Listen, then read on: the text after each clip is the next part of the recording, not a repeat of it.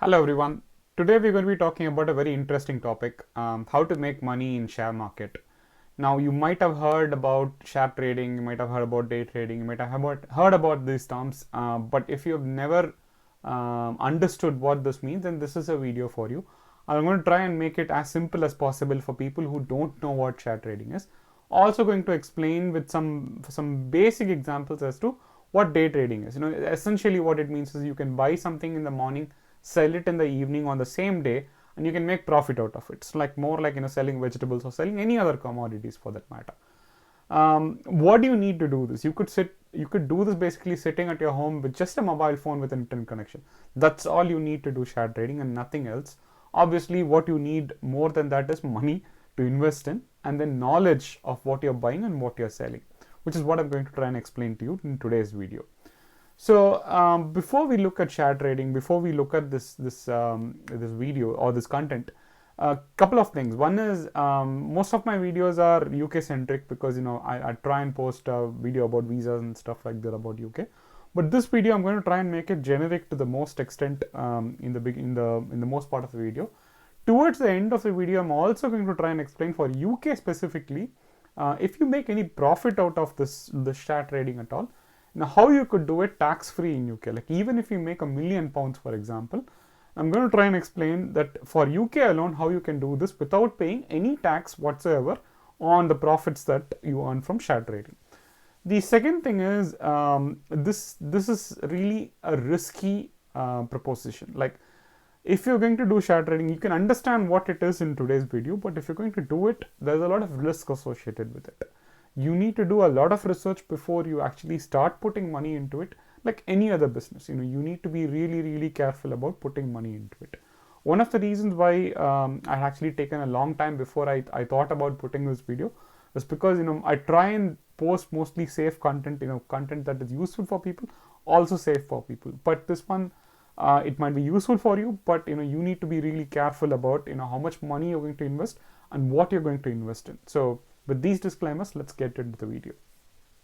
What is a share or what is a share trading? Like any company or any business, when somebody starts a business, they'll put money into it as an investment. Like if there are 4 people, let's say, and they decide to start a hotel or a restaurant, let's assume they all put in like 10,000 rupees each, and they start a business and it's 40,000 rupees is the total investment.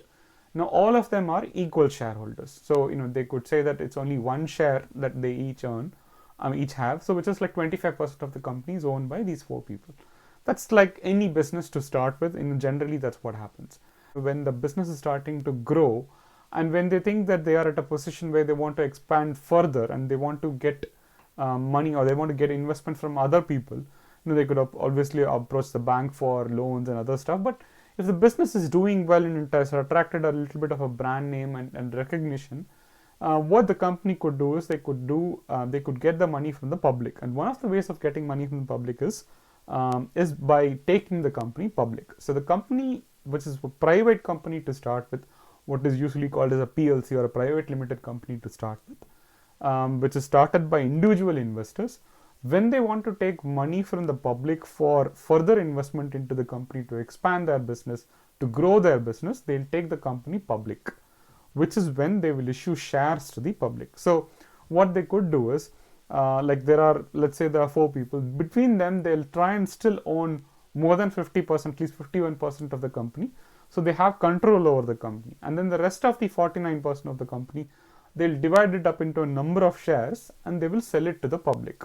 So what as an example, as a simple example, they could say that I'm going to split this company into 1,000 shares. 500 shares they'll keep with them, which is 50%, and then the rest of the 500 shares or 501 share they will keep with them because it's like 1% more than 50%, and the rest of the 499 shares they'll divide it between the public and they can sell it at whatever price they want. So they could say each share is worth let's say for theoretically 100 rupees, which means that if they sell the rest of the 500 shares at 100 rupees each, they could get 50,000 rupees as investment from the public, with which they can expand their business, they can open more branches, whatever they want to do.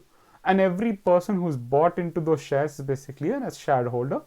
And if the company does well, the company's valuation goes up, which means that the individual share value also goes up. Like for example, if the company share is 100 rupees when they went public and somebody has bought it, later on when the company is doing well, the share value could go up to, let's say, 150 rupees, which means that if that person who's bought the share sells or resells it back into the market, he'll get a 50 rupees profit per share, which is essentially what share trading is all about.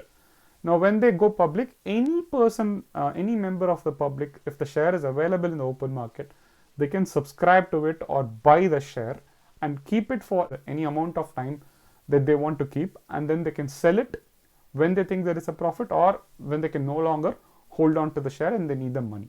So it's like any asset basically, you keep the asset till whatever point you want to keep. That's what, as in essence, share trading is all about. Why would anyone do share trading? Why not, buying in gold or buying in property, which is more of a safer option and it's more easier to understand?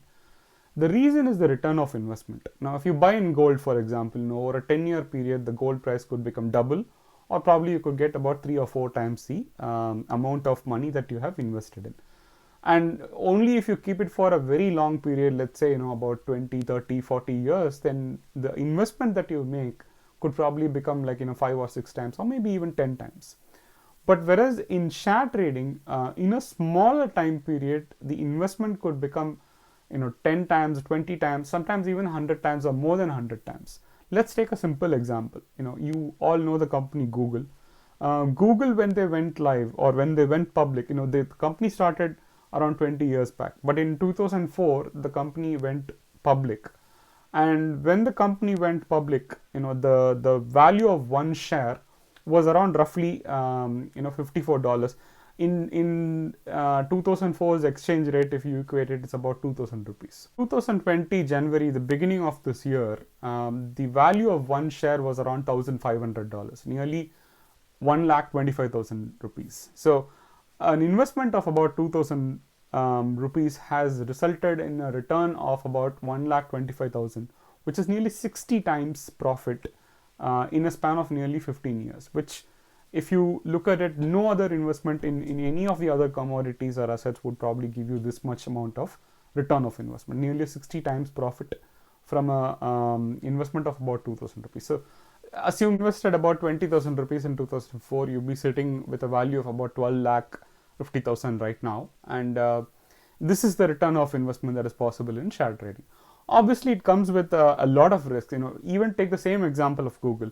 I said in January 2020 it was around 1,25,000 per share, but in April it fell down, and the value of one share in April was less than 1 lakh. So if you had bought in January, in 4 months you would have lost probably around 25,000 per share, because the value of Google also, in a company as reputed as Google, can also lose its value in share when it's reached beyond the peak value of its share value.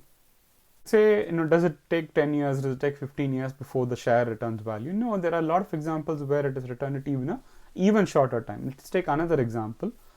This is a company called NCYT or Nova CYT, which was a company that invented or that created a diagnostic kit or a test kit for COVID-19. Now, their diagnostic kit is still considered to be one of the most accurate PCR diagnostic kits in the world. And their share value in January, towards the end of January, was around 15 pence, roughly around 15 rupees. The company's share value on 9th April 2020, when it touched its peak, in a span of less than 3 months, was around £5.20. So which is roughly around 520 rupees. So 15 rupees of share was worth around 520 rupees in a span of 3 months. Now, had you put in, let's say, 15,000 rupees, roughly 150 pounds, it would have been worth about 5,200 pounds or roughly 5,20,000 rupees. So 15,000 rupees worth of investment in January could have given you nearly 3,500% return of investment to about 5 lakh in a span of 3 months. Now, this is a short-term growth for a company, which is based on a lot of circumstances because of COVID-19, because the impact that COVID-19 has created, and because the value that the product that they had created, everything combined together, and that created an environment where the company had grown so rapidly and the share value had increased so rapidly, and you also make a return of investment. This is why research is very important, and you need to read into a company. You need to understand which company that you're going to invest. Now, this is a positive. These two examples that I given you were positive examples. In the beginning of the video, I also said there's a lot of risk involved. So let me give you one very negative example of one of the most riskiest investments that happened. A lot of you, if you have done international travel, you would have seen a company called Travelex. Travelex is basically a foreign exchange company. So almost across all of the international airports, you will see a Travelex counter where you can go and exchange any currency to any other currency where you are traveling. So US dollars could be exchanged to Indian rupees, it could be exchanged to Great British pounds. So there are a lot of financial exchanges that happen in a Travelex, and even in big cities like London and New York, you will see a Travelex office even in cities as well, not necessarily airports. They have thousands and thousands of Travelex counters for exchanging money. Now, till December 2019, before the COVID-19 pandemic hit, they were doing really well, and their share value, one share was worth around £2.15, roughly about 215 rupees. Now, because of the COVID-19, because all the airports are closed, no one is traveling anywhere, in around March 2020, in a span of less than 3 months, their share value was down to about 6 pence, or rather 6 rupees. A share which was worth about 215 rupees was worth less than 6 rupees, which means that if you had a total investment of, let's say, 2,15,000, more than 2 lakh, it would have been worth less than 6,000 rupees in March. So in a span of 3 months, you would have lost nearly 2 lakh of your investment. Like 2,000 pounds would have become nearly 60 pounds. Like entire 97% of your value would have been vanished in 3 months. So this is the biggest risk. This company was doing so well. Nobody could have predicted back in December that something like this would happen, and the company which was doing so well and growing so rapidly would face a massive decline like this. So this is the risk associated with it. Even though you do your research, you understand the risk involved with the company, you think the company is going to do really well. Something like this COVID-19 could happen. It could be an oil price crash. It could be so many things that could happen. Not necessarily the company's fault, and the company could come crashing down. So how do you do share trading? So all you need is a mobile phone. Most of the shares you can buy in a mobile phone, you can sell in a mobile phone, just like how you do your internet banking. So like how you have an internet banking app for your bank, or you get a Swiggy order, you get an online food order. You can do the same thing with just a click of a button in a mobile app. Most of the share accounts that you can own, they have a mobile app which is very fast and which is very intuitive to use. Actually, these share trading accounts, they call by different names. They call demat accounts, share trading accounts. In UK, you can also sometimes refer to it as a stock and share ISA. Essentially, it's an account where you can buy and sell shares. Now, in India, a few years back, there were big banks which used to do this, like ICICI Direct. They still do it. Now there are new providers, like Zerodha is one of the examples that I've heard good feedback on. Upstocks is another account where they are able to open the account and transact online using a mobile app. In UK, I use HNL, Hargreaves and Lansdowne, and recently I started using something called as a free trade. So I'll explain about the UK in a minute. Essentially, every country has its own stock exchange. There are 3 main stock exchanges that I can talk about. One is the NSE, which is the National Stock Exchange, which is India's main stock exchange. Then there is an LSE, which is London Stock Exchange, which is UK's main stock exchange. You could say this is practically Europe's biggest stock exchange.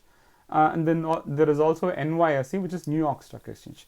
This is like the American stock exchange, the biggest US stock exchange. Now, a share can be registered practically in one of these 3 big stock exchanges, and it could be somewhere else as well. But practically it will be traded across these 3 stock exchanges. Depending upon which stock exchange it is registered, the share trading window or the time in which this share trading can happen is determined. Like for example, if it's registered in a London Stock Exchange, it will be generally between 8 a.m. UK time to 4:30 p.m. UK time. It will be roughly about an 8.5 hours window where it can be traded. So if it's a New York Stock Exchange share, then it will be traded in US in the US hours in Eastern time zone. So that time zone or the time window in which it can be traded will be varying. And after 4:30 p.m., for example, in London, you can't buy or sell a share on that day. You will have to wait till the next weekday morning, to be able to trade on that share.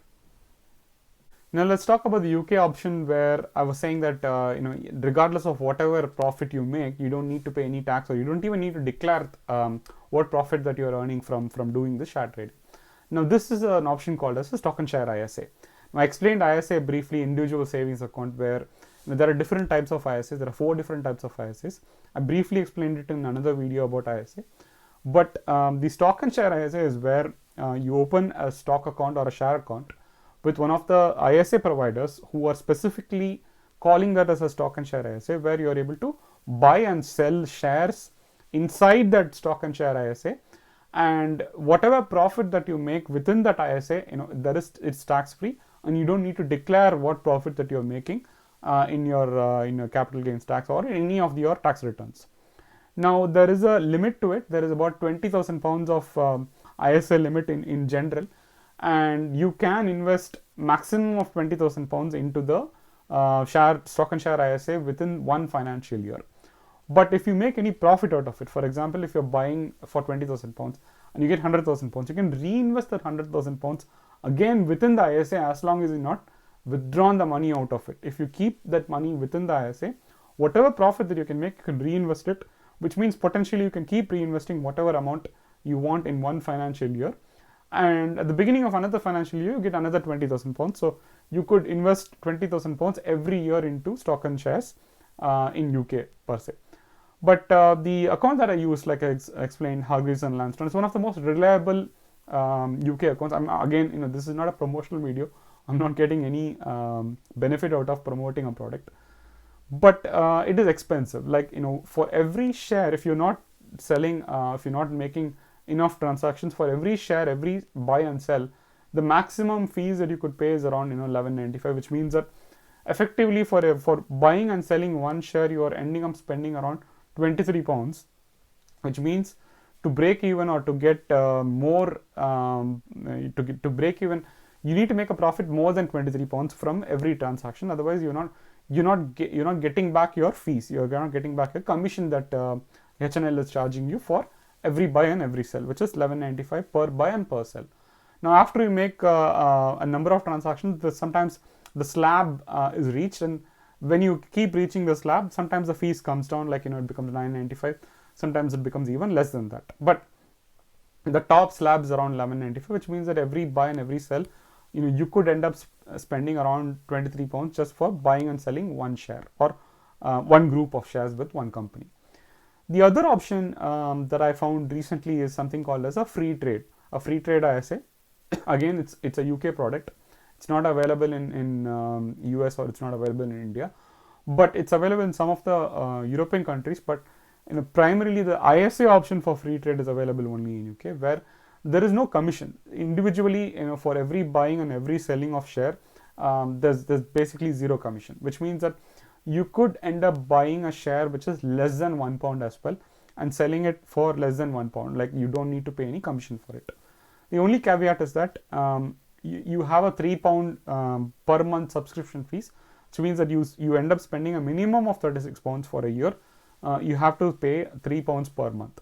But again, roughly, if you look at it, even if you do 2 transactions, or if you buy and sell 2 shares, you are ending up spending much less than HNL or than any other stock and share ISA, where the commission is nearly around 11.95 per share trade.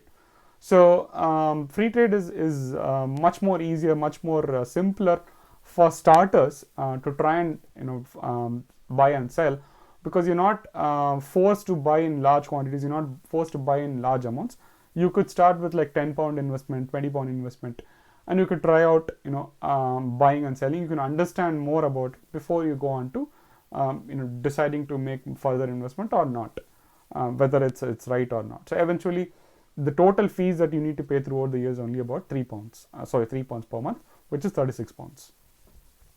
If you are in the UK and you're going to use the free trade app that I suggested, then when you register, you have to choose this investment ISA £3 per month option, because the free one, the basic account, even though it's free, it's subject to tax, and it's got a lot of restrictions on it. So make sure that you choose the investment ISA. And I'm going to use free trade to show you an example of day trade. I'm buying a share called Centrica on 7th of April in the morning for 33 pence per share at £79. A few minutes later, I'm selling it at 34 pence and I make a £2 profit out of it, like 81 pounds from 79. And then a few minutes later, it drops back to 33 pence and I buy it again. This time I'm buying 4 more shares, 244 shares. So you can see here I bought 240 shares at 79, sold the 240 at 81.63, £2 profit, reinvested it back again and got 244 shares at the same price. So this is, in a few minutes, I'm showing you how I can make 2 to 3 pounds profit. Also, I told you any amount is possible using free trade because there is no commission. Here I'm buying one share for about 14 pence, literally 14 rupees. The same trade, if you do it in a different app like HNL, for example, you will have to pay 23 pounds in terms of buying and selling a share, which is why I showed you the example of free trade. Again, there is a referral option. I have used my reference, so I'm not getting anything out of it. But one person, you can, when you register, you can refer out of it, and you will probably get a small incentive for one referral in the free trade app. So if you register for it and you want your friend to register, you can refer the friend and you can probably get a small benefit out of it. If you found this video useful, please do give me your comments, give me your feedback. Even if you didn't find it useful, tell me what I could do to probably make it, could have made it better, could have made it easier to understand. If you had further questions, do post it in the comments. I'll try and answer it. And last but not the least, don't forget to subscribe. Thank you again. Bye.